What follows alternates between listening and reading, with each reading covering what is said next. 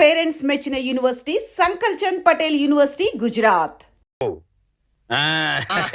ఏమయ్యా 3 నిమిషాలు ఫోన్ మాట్లాడితే ఎంత?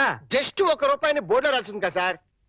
ఆ బోర్డులో ఉన్న మ్యాటర్ కమిటీ ఏంటో కదా. కమిటీ ఏముంటారు, తేడా ఏం రాదు కదా. రాదు. సరే, నేను ఫోన్ తీసి హలో అనగానే టైం ఎంత అయిందో చెప్పాలి. అలాగే. అర్థమైందా? రింగ్ అవుతుంది. హలో. అది 1 నిమిషం. ఎవరు? సుబ్బారావా? నేను స్వామిని. అదేనయ్యా, మా అమ్మాయికి పెళ్లి సంబంధం చూడమని చెప్పాను కదా. చూసావా? ఏంటి కుర్రాడు ఎస్టీడీ బూత్ నడుతుంటాడా? చిచ్చి, ఆఫ్టర్ ఆల్ నా కూతురుని ఎస్టీడీ బూత్ నడుపుకునే వాడికి ఇస్తానా? నెవర్. సిగ్గు లేదు. పెట్టేస్తాను. పెట్టాయి. ఏమంతా? 12 నిమిషాలు. అంటే ఎంతసేపు మాట్లాడాను? 1 నిమిషం. ఇదిగో. ఇదేంటిది? ₹10 నేను ఎంతసేపు మాట్లాడాను? 1 నిమిషం. 3 నిమిషాలు ఫోన్ మాట్లాడితే ఎంత? ₹1. 3 నిమిషాల్లో 1 నిమిషం అంటే ఎన్నో వంతు? 3వ వంతు. రూపాయిలో 3వ వంతు ఎంత? 33 పైసలు. నేను ఎంత ఇచ్చాను? ₹10. అంటే ధర్మగుణము విశాల హృదయం ఉన్నవాడిని కాబట్టి 17 పైసలు ఎక్కువ ఇచ్చాను. అర్థమైందా? సార్ 3 నిమిషాలు కాదు ₹1 అని బోర్డులో ఉంది కదా సార్. అదంతా నాకు అనవసరం అయ్యా. 3 నిమిషములు గాని అంతకు లోపు గాని ఎంతసేపు మాట్లాడినాను రూపాయి తప్పనిసరిగా ఇవ్వవలేను అని నువ్వు బోర్డు పెట్టుకోవాలి. పెట్టలేదు కాబట్టి అంతే. సార్ మరి మీరు డెప్త్కి వెళ్ళిపోతున్నారండి. నేనంతే, మా అమ్మాయి కూడా అంతే. చాలా డెప్త్కి వెళ్ళిపోతుంటాం. Hello STD booth. అదయ్యా, ఆ 3 గదుల పోర్షను అద్దెకిస్తా. అద్దె నెలకి 2000. సెపరేట్ మీటర్ లేదు కాబట్టి కరెంటుకి నెలకి ₹200. ఇది కాకుండా 6 నెలల అద్దె అంటే ₹12,000 అడ్వాన్స్ గా నువ్వు ఇవ్వాలి. అలాగే సార్, అలాగే. అవును, ఇంతకీ నీకు పెళ్ళయిందా? మీరు ఒప్పుకుంటే అయిపోతుంది. అదేంటి నేను ఒప్పుకోవడం ఏంటి? అదే సార్, మీ ఇంట్లో అద్దెకి దిగుతున్నాను కదా, ఇక మీదట మీరే పెద్ద దిక్కు కాబట్టి మీరు చేసుకోమని చేసుకుంటా. లేక లేదు. నువ్వు నాకు తెగ నచ్చేసావా? డెప్త్లోకి వెళ్ళే కొద్దీ ఇంకా నచ్చుతాను. మరి అగ్రిమెంట్ రాసుకుందామండి. అగ్రిమెంట్ ఎందుకు? మాటే స్టాండర్డ్. బాగా డెప్త్లోకి వెళ్ళి ఆలోచించండి సార్. నేను ఎప్పుడైనా అద్దె కొట్టేనుకోండి, అది దానికోసమే. అది నిజమే. అగ్రిమెంట్ రాసుకున్నాం. ఇదిగో, నేను చెప్పినవన్నీ రాసి ఇల్లు అద్దెకిస్తున్నట్లుగా అగ్రిమెంట్ రాశాను. ఈ రెంటి మీద నువ్వు కూడా సంతకం పెట్టు. ఇక్కడ ఇదిగో నీ కాపీ. అడ్వాన్స్ ఇదిగోండి సార్. ఎంత? 12,000గా? 12,000. లెక్క పెట్టలేదు. ఇంట్లో ఎప్పుడు దిగుతున్నా? నేను దిగడం పక్కన పెట్టు, నువ్వు ఎప్పుడు ఖాళీ చేస్తావు? ఏయ్, అర్థం పర్థం లేకుండా మాట్లాడవాకు. నేను ఖాళీ చేయటం ఏంటి? ఎందుకు బయట బోర్డులో రాసింది ఇల్లు అద్దెకి ఇవ్వబడదు. అగ్రిమెంట్ లో రాసింది ఇల్లు అద్దెకిస్తున్నట్టు. అయితే ఖాళీ చెయ్యి. అదేంటయ్యా, నేను నీకు ఇచ్చిన 3 గదుల పోర్షనే కదా. అలాంటప్పుడు 3 గదుల పోర్షన్ అద్దెకి ఇవ్వబడని బోర్డు మీద రాయాలి, అలాగే అగ్రిమెంట్ చేయాలి. నేను ఒప్పుకోను. నువ్వు ఒప్పుకోకపోతే ఇల్లు అద్దెకి ఇచ్చినట్టు అగ్రిమెంట్ రాసి ఇప్పుడు కాదంటావని చీటింగ్ కేసు పెట్టి నిన్ను జైల్లో చేయిస్తా. అమ్ము, అంత పని చేయకు. అందుకని ఖాళీ చేసేయి. ఇప్పటికిప్పుడు ఖాళీ చేసి వెళ్ళిపోమంటే ఎక్కడికి వెళ్తానమ్మా? అది కరెక్టే. నేను విశాల వదిలేను కాబట్టి నేను రెంట్ తీసుకున్న ఇంట్లో నేను ఉండిస్తా. కాకపోతే రెంట్ అవుతుంది. రెంట్? అవును, నెలకి 3,000.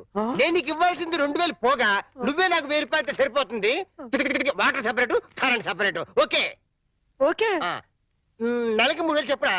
6 నెలలు అడ్వాన్స్ 18,000 కొట్టు. 18,000? అవును కొట్టు. ఇదిగో రెడీగా 12,000 ఉన్నాయి. మిగతా 6,000 నువ్వు ఇంట్లో దిగుతావు కదా, అప్పుడు ఇస్తా కదా. God promise. ఇల్లు జాగ్రత్త. మేకులు గీకులు కొట్టావో అయిపోతావు. నా డెప్త్ ఏంటి అర్థమైంది కదా. ఓరి, వీడి డెప్త్ బంగారం గాను నా ఇంటికి నేనే అద్దె కట్టుకునే డెప్త్ లో పడేశాడు. ఈ డెప్త్ లోంచి నేను ఎప్పటికి బయటపడతానో ఏమిటి?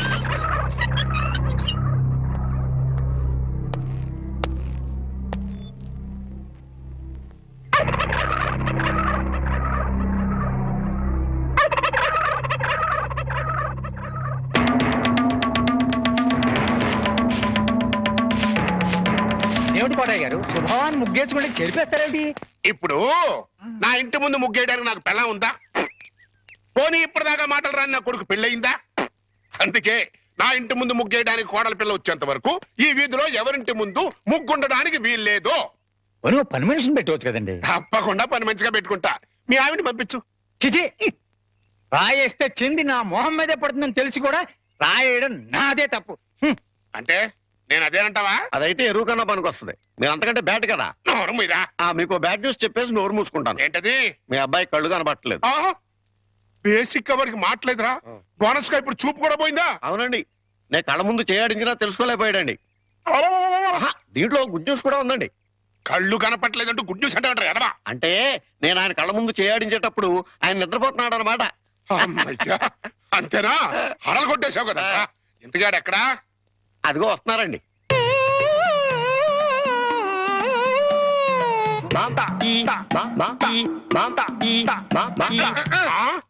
ఆహా, అలాగా. రేయ్, ఇప్పుడు ఈయన నాతో ఏం టాకింగ్ చేశాడు చెప్పు. తెలీదండి. మరదే చెవులు ఆగాడు అంటే ఆయ్. టిఫిన్ పెట్టించు మరి. ఓహో. బుగ్గగిల్లాడు అంటే కాఫీ గాని టీ గాని ఇప్పించు మరి. ఓహో. ఏమిటో మోగ వెధవ. అందుకే ఈ టచింగ్ భాష. నా టిఫిన్ పెట్టిస్తాను. ఆహా. ఒరే అనుమానం, కాబోయే కోళ్ళు దండం పెట్టుకో. అన్నం పెట్టుకుంటాను కానండి, మీరు బోల్డ్ ఆస్తి పెట్టుకుని హెడ్ మాస్టర్ ఉద్యోగం తప్ప పైసా ఆదాయం లేని వాళ్ళ అమ్మాయిని కోడలు చేసుకుంటానంటారేంటి? వారి పిచ్చి వెధవా. మన చీఫ్ మినిస్టర్ ఎవరు? హెడ్ మాస్టర్ గారు శిష్యుడు. ఆయ్. కమిషనర్ ఆఫ్ పోలీస్ ఎవరు? హెడ్ మాస్టర్ గారు శిష్యుడు. ఆ. జడ్జి గారు ఎవరు? హెడ్ మాస్టర్ గారు శిష్యుడు. కనుక దీన్ని బట్టి నీకేమర్థమైంది? హెడ్ మాస్టర్ గారితో పెట్టుకుంటే మీ దొక్క పగులుద్దని అర్థమైంది. అందుకే పిచ్చి వెధవా. ఆయ్. నేను ఆయనతో బియ్యం పెట్టుకుంటున్నా. ఓహో. అయితే దీంట్లో గుడ్ న్యూస్ ఉందండి. ఆ. మీరు ఆయనకి వియ్యంకుడు కావడం వల్ల ఆయనకుండే గౌరవం మీకు వస్తారన్నమాట. శాబాష్, బాగా అర్థం చేసుకున్నావు. దీంట్లో బ్యాట్ కూడా ఉందండి. మరి ఆయన మీకు వియ్యంకుడు కావడం వల్ల ఆయనకుండే గౌరవం పోద్ది. ఆకలేస్తుందా? నా టిఫిన్ తింది కదా. పద. యాదవని. రే చంటి, సినిమాకి వెళ్దామంటేనేమో డబ్బులు లేవు, మీ నాన్నేమో ఇచ్చి చావడం.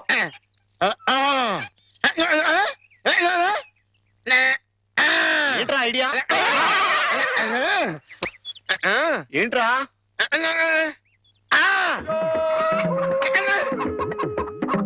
కోళ్ళు.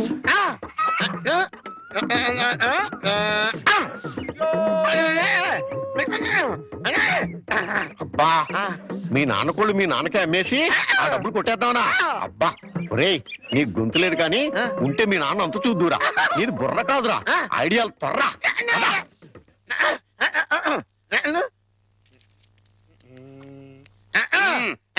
కోటయ్య గారు, మీకు గుడ్ న్యూస్ అండి. ఏంట్రా? 2 కోళ్ళు చాలా చీప్ గా వచ్చేసి ఓన్లీ 40 రూపీస్. ఏంటి 2 కోళ్ళు 40 రూపాయలేనా? కావాలంటే చూసుకోండి. ఆ, ఏంట్రా, ఆ? నా చెవులోనే కోడికలు పెడదాం అనుకుంటున్నావా? ఆ? నా కోళ్ళే తీసుకొచ్చి నాకే అమ్మేస్తావా? మీకు పక్షపాతం వచ్చి చచ్చిపోయినంత తొట్టండి. ఈ మీకోళ్ళు కాదు, మీకోళ్ళు అన్నారు కాబట్టి ఆ ఏ రంగులో ఉంటాయో చెప్పండి. ఒకటేమో ఎరుపు, ఇది ఏ రంగండి? తెలుపు. మరి మీది కాదు కదండి. కాదు. ఇంకోటి ఏ రంగండి? ఆ తెలుపు. ఇదే రంగండి. తెలుపు. మరి మీది కాదు కదండి. అస్సలు కాదు. అందుకే 2 చీప్ గా వచ్చి 40 రూపీస్ ఇచ్చేయండి. నీ అమ్మగారు బంగారం గారు ఎప్పుడు ఎప్పుడు బ్యాడ్ న్యూస్ చెప్పేవాడు. ఇవాళ ఎంత గుడ్ న్యూస్ చెప్పేవరా? ఆడికి ఇచ్చారా?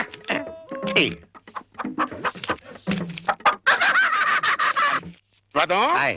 ఈ నవ్వుకి మీనింగ్ ఏంట్రా? ఏం లేదండి, సినిమాకి వెళ్ళడానికి డబ్బులు లేక మీ కోళ్ళు మీకే అమ్మేశాం కదా అని హ్యాపీగానే అవుతున్నాడండి.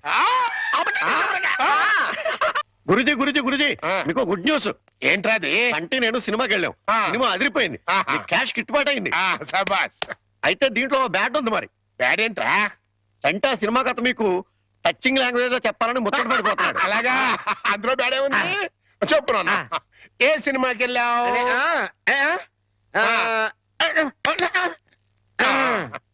ఏ సినిమాకి వెళ్ళావు?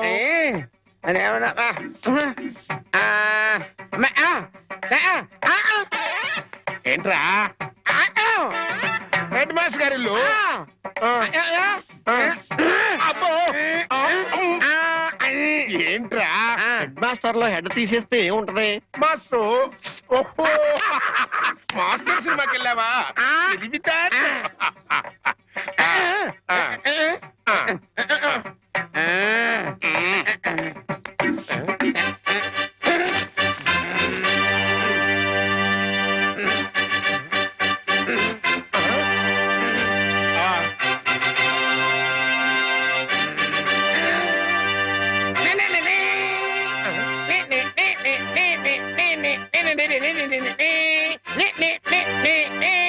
టైటిల్స్.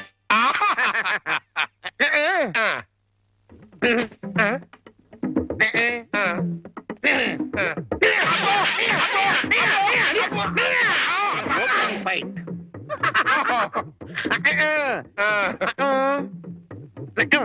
హీరోయిన్. హీరో.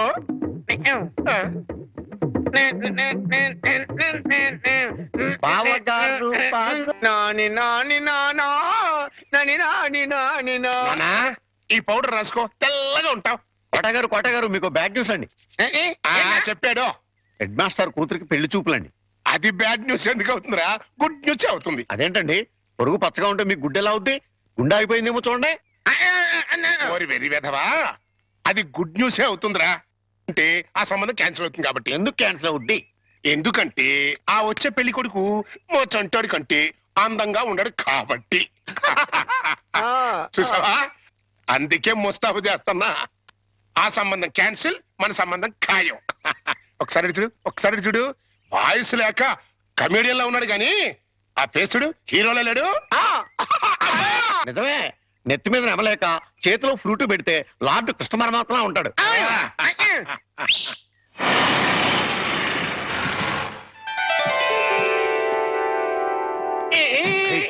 పిల్లలు చూసారా నాన్న, ఆ సంబంధం క్యాన్సిల్,